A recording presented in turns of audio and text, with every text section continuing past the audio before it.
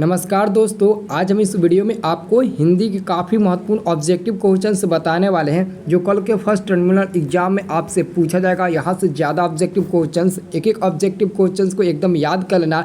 जैसा कि दोस्तों हम आपको सोशल साइंस का ऑब्जेक्टिव क्वेश्चन बताए थे तो सब किसी ने सही सही ऑब्जेक्टिव क्वेश्चन टिक लगा कर आए हैं। मानता हूँ दोस्तों कि हर स्कूल का अलग अलग क्वेश्चन पेपर आया था, लेकिन हर स्कूल में सभी लड़के ने आधा आधा ऑब्जेक्टिव क्वेश्चन हूबहू लड़ा है। ठीक है, तो आप लोगों से उम्मीद करूँगा कि वीडियो को लास्ट तक देखिए और बिना नज़रअंदाज करते हुए एक एक ऑब्जेक्टिव क्वेश्चंस को एकदम पूरा मुँह जबानी आपको रट जाना है। ठीक है, यहाँ पर दोस्तों आप अपना पहला ऑब्जेक्टिव क्वेश्चन देखिए।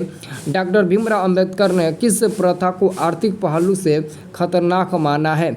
डॉक्टर भीमराव अंबेडकर ने किस प्रथा को आर्थिक पहलू से खतरनाक माना है? तो आंसर होगा आपका डी नंबर, जाति प्रथा। ठीक है, अगला क्वेश्चन है भारत से हम क्या सीखे क्या है? भारत से हम क्या सीखे क्या है? तो दोस्तों भारत से हम क्या सीखे एक प्रकार का भाषण है, तो आंसर होगा आपका सी नंबर। ठीक है, अगला क्वेश्चन है आपका नाखून क्यों बढ़ते हैं?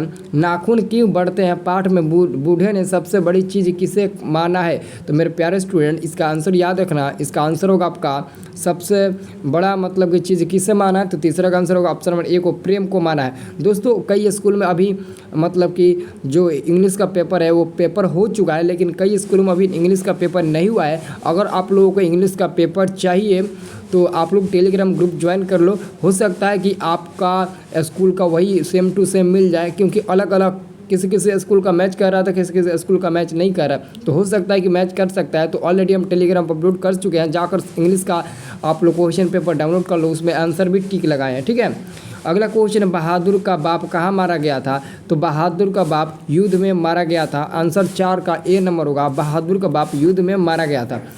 विनिमय क्या है? विनिमय क्या है? 5 नंबर क्वेश्चन पूछा है, तो 5 का हम लोग आंसर देंगे। ऑप्शन नंबर बी को, एक छोटा सा गांव है। ठीक है, एक छोटा सा गांव है। अगला क्वेश्चन है 6ठा नंबर, रसखान किस विषय में सिद्ध थे?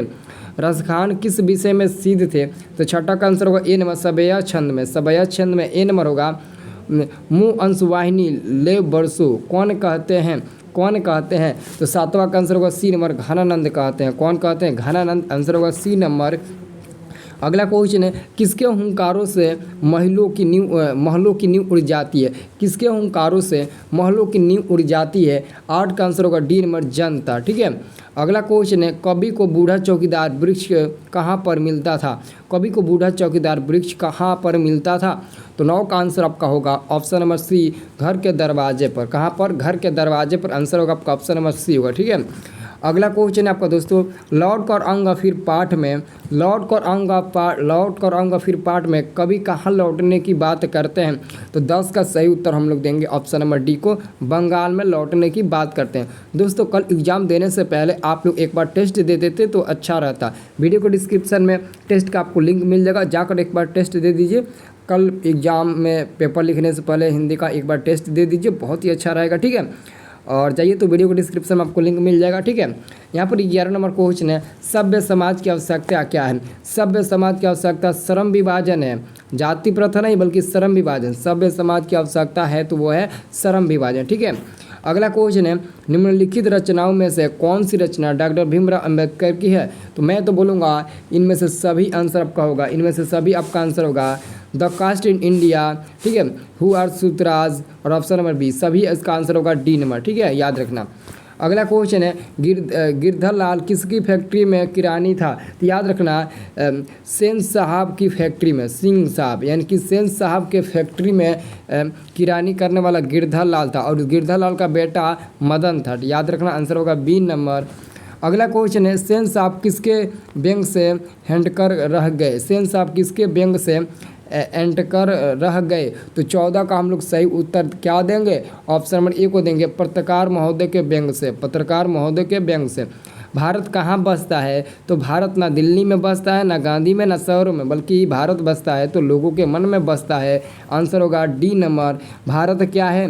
तो महाभारत क्या है? तो महाभारत कहानी है, पुराण है, उपन्यास या फिर शास्त्र है? तो याद रखिएगा महाभारत पुराण है। ठीक है, अगला क्वेश्चन मिहिर भोज की ग्वालियर प्रशिक्षित किस भाषा में है? तो 17 का सही उत्तर आपका क्या होगा? ऑप्शन नंबर सी होगा, संस्कृत। क्या होगा? संस्कृत होगा मेरे प्यारे स्टूडेंट, संस्कृत होगा। बहादुर कौन था? तो बहादुर कौन था? तो बहादुर पहरेदार था, कहानीकार का चपरासी, नौकर या फिर फौजी। याद रखना बहादुर नौकर था। ठीक है। निराला की साहित्य साधना किसकी कृति है? निराला की साहित्य साधना किसकी कृति है? याद रखना आंसर होगा सी रामविलास शर्मा। ठीक है।